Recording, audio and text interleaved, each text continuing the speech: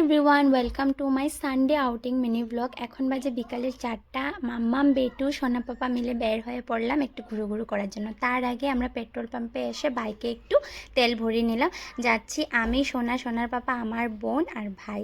ঘরে এসেছি, অনেক দিন হয়েছে, যাওয়ারও সময় হয়ে যাচ্ছে, কিন্তু কোথাও ঘুরতে যাইনি। তো ভাই বলছে চল আজকে একটু ডিগবই পার্ক থেকে ঘুরে আসি। তো আমরা দুপুরের লাঞ্চটা ঘরেই সেরে নিয়েছি।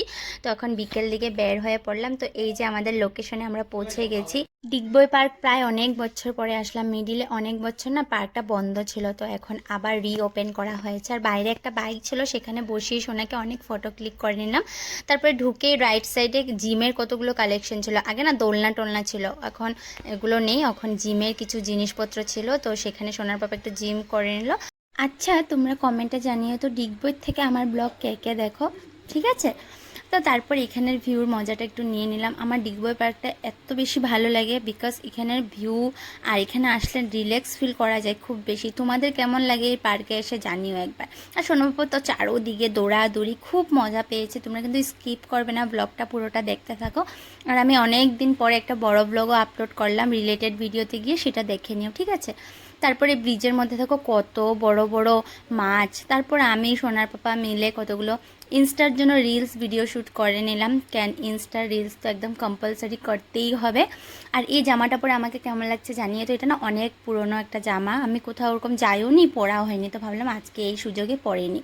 জানো তো, আগে সবার মুখে শুনতাম যে বেবি হওয়ার পর কোথাও ঘুরতে যাওয়া যায় না, ভালো লাগে না, অনেক বেশি টায়ার্ড ফিল করা হয়, কিন্তু আমরা কোনো দিন এটা ফিলে করি না। আমরা তো উল্টা এখন বেশি এনজয় করি সোনাকে নিয়ে ঘুরতে বের হতে। ওর জন্য আমরা আউটিংটা রাখি যাতে ও খুশি হয়। দেখো কত এক্সাইটেড, অন্যান্য প্যারেন্টসগুলো ওকে দেখে ইন্সপায়ার হচ্ছিল আর ওদের বেবিদেরকে বলছিল দেখো কত সুন্দর ও খেলছে একা একা।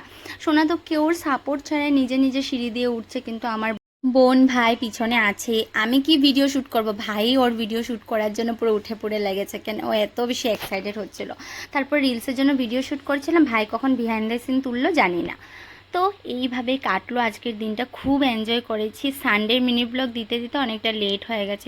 আমার বোনও যেন ওরকম বের হতে পারে না, কেন মা অসুস্থ থাকায় ও কোথাও ঘুরতে যেতে পারে না। তো ঘরে আসলে আমি যখন আসি ও তখন মানে এক্সাইটেড হয় আমার সাথে একটু ঘুরতে যাওয়ার জন্য, কেন একা একা ওরও তো ভালো লাগে না না। ডিগবই এসে ঢুকতে ঢুকতে আমাদের প্রায় 4:45 হয়ে গেছিলো। তো 4টার আগে আগে না অন্যান্য সাইডগুলো বন্ধ করে দেয়।